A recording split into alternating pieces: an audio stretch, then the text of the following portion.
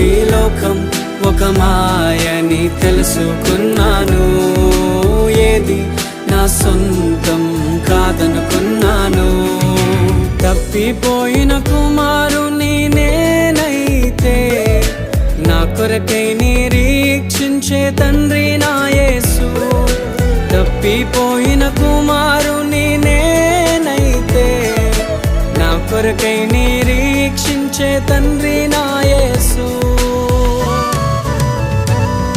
ఈ లోకమంతా నేను వెతకినా నాకు లేదయ్యా ఎక్కడా ఆనందం. నీ సన్నిధిలో ఒక్క క్షణం గడిపినా నా హృదయం